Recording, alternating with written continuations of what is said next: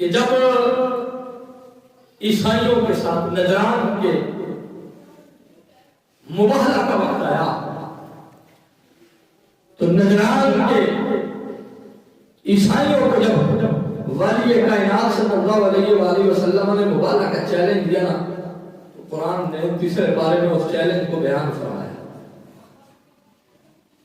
اللہ تعالیٰ کے محبوب علیہ السلام نے نجران کے پادریوں سے، نجران کے عیسائیوں سے فرمایا فَقُلْ تَعَالَوْا نَدْعُ أَبْنَاءَنَا وَأَبْنَاءَكُمْ وَنِسَاءَنَا وَنِسَاءَكُمْ وَأَنفُسَنَا وَأَنفُسَكُمْ۔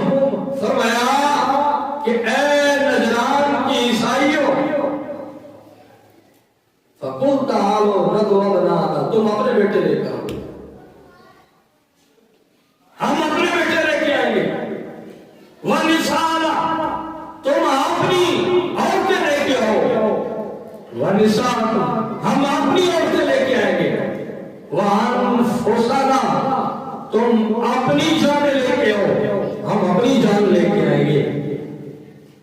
اب یہاں پر مباہلہ کے بعد حضور علیہ السلام جب تشریف لے کر جانے لگے، حضور نے صحابہ کرام کو بھیجا، فرمایا جاؤ مولا کائنات علی المرتضیٰ شیر خدا کو بلا کے لے۔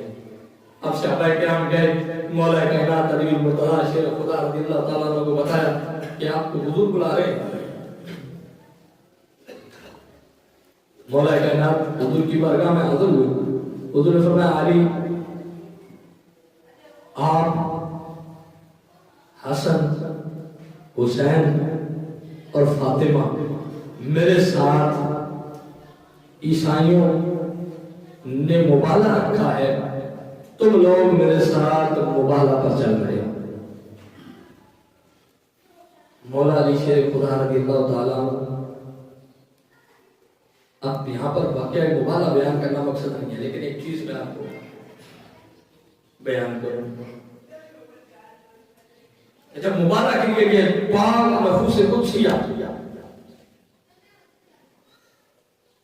روانہ ہوئے، ان کی روانگی کا عالم یہ، آج لوگوں کو پتہ نہیں کیا ہو گیا ہے، شرم، حیا، غیرت نام کی چیز ہی نہیں ہے۔ وہ جس سجدہ کائنات 9 گھنٹے تک ابو بکر صدیق کی بارگاہ میں کھڑی رہی، باغ فتح کا مطالبہ کرتی رہی، تمہیں شرم نہیں آتی؟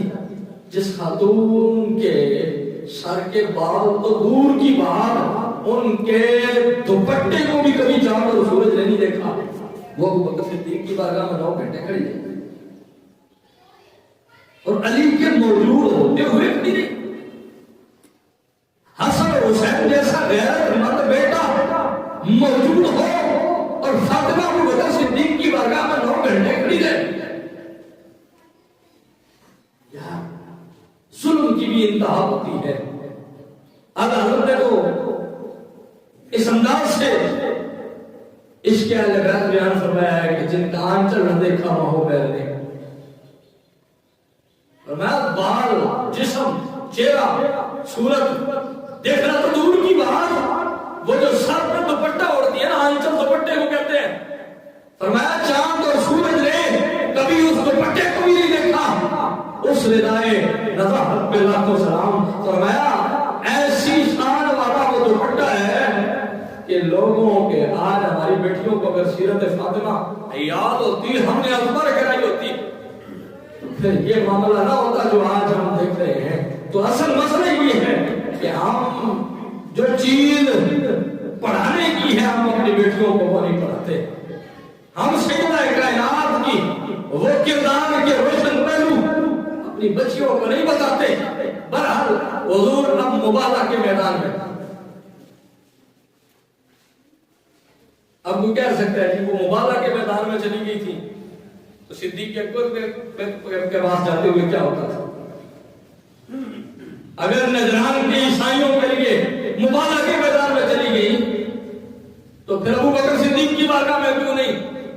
تو بدبختوں سمجھنے کی بات یہ ہے کہ ابو بکر صدیق کی بارگاہ میں جس طرح تم پیش کرتے ہو، اس طرح تو کسی عام شخص کی بھی بیٹی، بہن، بیوی نہیں جاتی، تم سیدہ کائنات کو اس طرح پیش کرتے ہو، اور میدان مباہلہ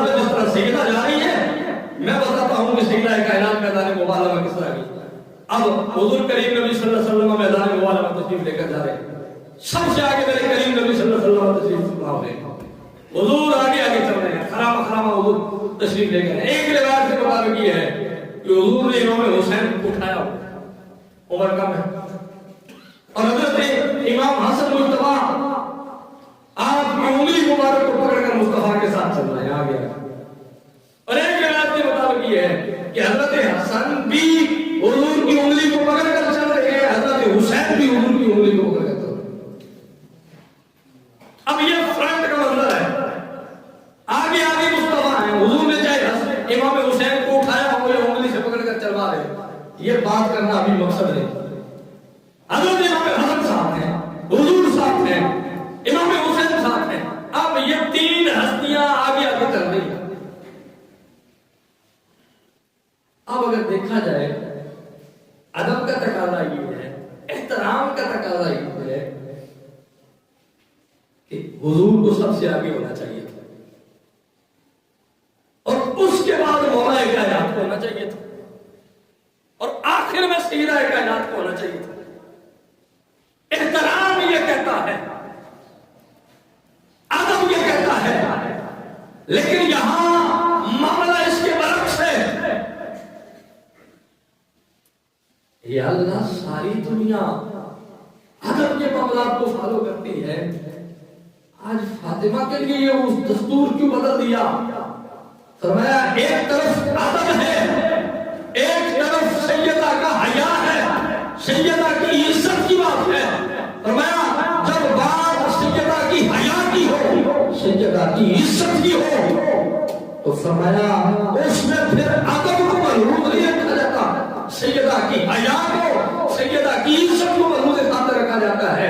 ادب یہی کہتا ہے پہلے مصطفیٰ ہو، پھر مرتضیٰ ہو، پھر سیدہ فاطمہ ہو، لیکن شرم و حیا یہ کہتی ہے کہ یہ خاتون وہ خاتون ہے کہ جس کو کبھی چاند نے نہیں دیکھا، سورج نے نہیں دیکھا۔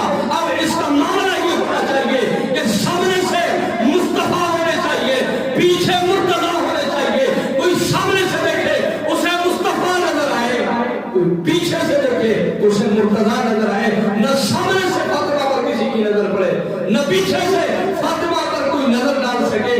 فرمایا یہ فاطمہ کی حیا کا معاملہ ہے، یہ فاطمہ کی شرم و حیا کی بات ہے۔ اب یہاں پر کہہ سکتا ہے کہ اعلیٰ حضرت نے جو اتنی بڑی بات کی، تو اب اس میں ایک اور مسئلہ بھی تھا، وہ اس میں اب سیدہ کائنات سلام اللہ علیہا حضور کے پیچھے، حضرت مولا کائنات سب سے پیچھے۔ راوی روایات کے اندر یہ بات تو لکھ دیتے ہیں، لیکن کبھی آپ اس کو پڑھیں، سوچیں، غور کریں کہ یار اس کے اندر ہے کیا۔ مورخین نے یہ بات لکھ دی، سیرت نگاروں نے یہ بات لکھ دی کہ سیدہ کائنات درمیان میں ہے، آگے امام حسن، امام حسین اور خود والی کائنات ہے، پیچھے مولا علی شیر خدا ہے۔ حضور جس جگہ پر قدم رکھتے ہیں سیدہ کائنات اس جگہ پر قدم رکھتے ہیں، اور سیدہ کائنات قدم اٹھاتی ہیں تو سیدہ کائنات کے قدموں کے نشانوں پہ علی قدم رکھتے ہیں، نشان مٹا دیتے ہیں۔ نہیں سمجھے آپ بات؟ مصطفیٰ کریم نبی صلی اللہ علیہ وسلم کے قدموں کے نشانات ہیں، اور مصطفیٰ کے قدموں کے نشانات پر سیدہ نے قدم رکھا ہے۔ پرانے جو بزرگ ہیں وہ جب چور، آپ تو انٹیلیجنس کے بڑے معاملات آ گئے، اس وقت چور پکڑنے کے لیے ایک طریقہ یہ بھی تھا کہ کھرا کرو، کھرا پکڑ کر چور پکڑا جاتا تھا کہ کھرا کس طرف جا رہا ہے، اور پھر پاؤں کے نشان بتا دیتے تھے کہ جناب چپل ہوائی پہنی ہوئی تھی، چپل پلاسٹک کی پہنی ہوئی تھی، اور گیڑی والی چپل پہنی ہوئی تھی، بوٹ تھے، شوز تھے، کیا تھا، جو بھی تھا، جو بلا تھی، وہ پاؤں کے کھرے بتا دیتے تھے کہ یہ جو ہے وہ نشان۔ فرمایا ہم سیدہ کے قدموں کے نشان بھی نہیں رہنے دیں گے۔ وجہ کیا ہے؟ وجہ کیا ہے؟ ایک تو یہ کہ سیدہ کی تعظیم کا یہ عالم ہے، اب وہ احترام کا یہ عالم ہے، اور دوسرا یہ کہ شرم و حیا کا یہ عالم ہے۔ آگے مصطفیٰ ہے، پیچھے مرتضیٰ ہے، درمیان میں سیدہ کائنات کی ذات ہے۔ اب قدم سیدہ کائنات کے زمین پر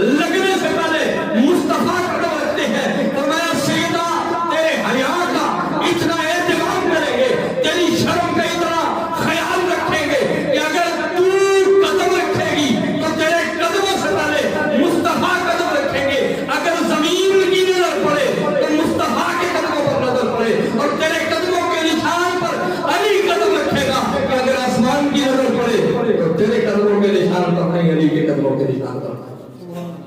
تو جس ہستی کے قدموں کے نشان اللہ نے کائنات کی نظروں سے محفوظ کیے ہیں، وہ ہستی یہ سوال پیدا ہو سکتا ہے کہ 9 گھنٹے ابو بکر صدیق کی بارگاہ میں کھڑی رہی ہو اور مولا علی کی موجودگی میں کھڑی رہی ہو، تو مولا علی نے روکا نہ ہو، حسن جیسا غیرت مند اور حسین جیسا بہادر بیٹا موجود ہو، سوال ہی کرنا نہیں ہوتا. یہ صرف تاریخ کے من گھڑت وہ قصے ہیں کہ جس میں امت مسلمہ کو الجھا کر کوئی یہ ارادہ رکھتا ہے کہ لوگ مصطفیٰ کی صحابت سے دور ہو جائیں، اور کئی بدبخت ایسے ہیں کہ جو ان ہستیوں کے اندر نقش اور عیب تلاش کر کے آل محمد سے لوگوں کو دور کرنا چاہتے ہیں. یہ بات ذہن کے اندر رکھے، حضور نے فرمایا تھا میری آل سفینہ نور کی مانند ہے، جو اس میں سوار ہو گیا وہ کامیاب ہو گیا، جو اس سے ہٹ گیا وہ تباہ و برباد ہو گیا. تو جو آل محمد سے پھرے گا تباہی و بربادی اس کو مقدر ہوگی. اور حضور فرماتے ہیں اصحابی کالنجوم فبأیہم اقتدیتم، تمام میرے سارے صحابہ ستاروں کی مانند ہیں، ابو بکر سے لے کر مصطفیٰ کے آخری صحابی تک حضور کا ہر یار ہدایت کے آسمان کا ستارہ ہے، لہذا جو ان کی پیروی کرے گا وہ بھی ہدایت پائے گا. تو اعلیٰ حضرت نے بات ہی ختم کر دی، اور میں اہل سنت کا ہے بیڑا پار، اصحاب رسول نجم ہے اور ناؤ ہے عدرت رسول اللہ کی. اور میں اہل سنت کا بیڑا اس لیے پار ہے کہ ہم آل رسول کو وہ نجات دینے والا سفینہ مانتے ہیں، کشتی مانتے ہیں، اور اصحاب محمد کو ہدایت کے ستارے مانتے ہیں. تو قربان جائے کتنا ستھرا عقیدہ ہے. اور اعلیٰ حضرت نے ہی کہا کہ ہم ان بحثوں میں نہیں پڑھتے، ان تحقیقات میں نہیں پڑھتے کہ کون کیسا ہے، جس کو اللہ نے کیا مرتبہ دیا. بھئی ہم کون ہوتے ہیں جس کی اپنی نمازیں ٹھیک نہ ہو، جس کے اپنے روزے عبادات کی اس کو خبر نہ ہو، جس کے اپنے معاملات یہ ہو کہ ایک بات سچی کرتا ہے اس کے بعد 10 جھوٹ بولتا ہے، جس کے اپنے معاملات کا یہ عالم ہو کہ شرم حیا نام کی اس کے اندر چیز کی کوئی نہ ہو، جس کے اپنے معاملات کا یہ ہو کہ اٹھنا بیٹھنا بچھونا سارا کچھ حرام میں لپٹا ہوا ہو، وہ بات کرے گا کہ ابو بکر صدیق ایسے ہے، وہ بات کرے گا کہ سیدنا کائنات کی ذات ایسی ہے. اپنے گریبان کے اندر چھاپ کے ان ہستیوں کو دیکھے کہ ان ہستیوں کا نام لیتے ہوئے بھی بڑے بڑے اولیاء اپنے سروں کو چھپا لیتے ہیں. اور یہاں پر آخری بات کر کے میں بات کو ختم کر رہا ہوں. ان ہستیوں کا نام لیتے ہوئے ہمیں تو پتہ نہیں کیا کتنی بے بات ہو گئے، ہمارے اندر کتنی وہ جو ہے وہ دلیری آ گئی ہے کہ ہم اس چیز کو سمجھتے ہی نہیں ہیں. وہ بہت بڑی ہستیاں ہیں، وہ بہت بڑے مقام کے لوگ ہیں، چاہے وہ مصطفیٰ کے یار ہوں یا مصطفیٰ کے گھر والے ہوں، حضور کی اولاد ہو یا حضور کے اصحاب ہوں. اعلیٰ حضرت نے اس لیے کہا تھا کہ ان کے مولا کے ان پر کروڑوں درود، ان کے اصحاب و عطرت بلاک و سلام. فرمایا وہ ہستیاں تحقیقات کی جگہ نہیں ہے، ان پر بحث و تبحیث مت کیا کرو، ان پر امشتتان دراز مت کیا کرو کہ فلاں ایسا کر گیا فلاں ویسا کر گیا. صرف ان کی بارگاہ میں ادب و احترام کے ساتھ سر جھکاؤ اور کہو کہ اے آل محمد آپ پر بھی کروڑوں سلام ہو، اے اصحاب محمد آپ پر بھی کروڑوں سلام ہو. یہ وہ ہستیاں ہیں کہ جن کی بارگاہ میں فقط سلام و عقیدت و محبت کے نظرانے پیش کیے جاتے ہیں. یہاں تحقیقات نہیں پیش کی جاتی کہ جی وہ ایسے تھے وہ ایسے تھا. آپ کا علم کیا ہے یار؟ علم تو ملتا ہی اس گھرانے سے ہے. حضور فرماتے ہیں مدینہ العلم علی البابھا، اور حضور کی حدیث پاک ہے، امام سیوطی نے اس بات کو لگا کیا فرمایا جو یہ تو حدیث آپ نے سن رکھی ہے، اس لیے میں آگے چل رہا ہوں. حضور میں علم کے شاید مولی اس کا دروازہ ہے. اگلی بات حضور نے فرمایا جو علم لینے کا ارادہ رکھتا ہو فل یا دل باب اسے دروازے پر آنا پڑے گا. تو مطلب کیا ہے؟ میں آل محمد کی غلامی میں آؤ گے تو علم ملے گا.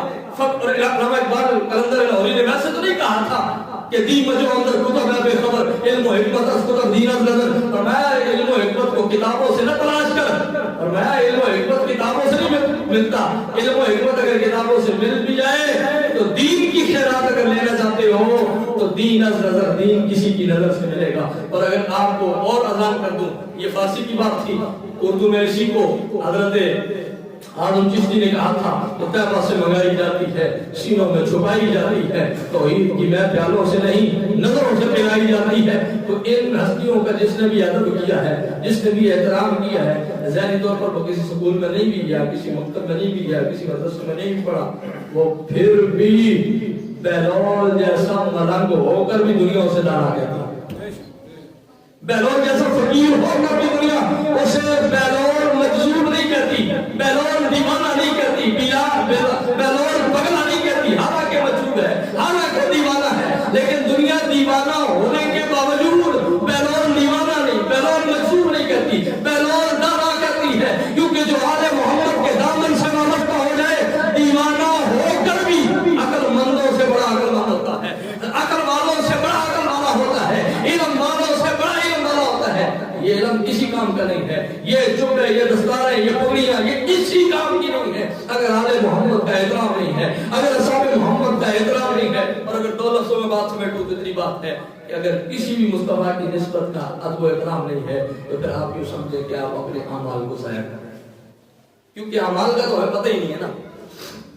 وہ خانہ تو ویسے ہی جو ہے وہ اس حوالے سے بڑا مایوسی کا شکار ہے، تو لہذا کم از کم نسبتوں کا ادب ضرور سیکھیں۔ تو سارے محترم دعا کریں کہ اللہ تعالیٰ ہمیں حضور کی ہر نسبت کا ادب و احترام کرنے کی توفیق عطا فرمائے، حضور کی ہر نسبت کا خیال رکھنے کی توفیق عطا فرمائے۔ یا زندہ صورت باقی وما علینا الا البلاغ۔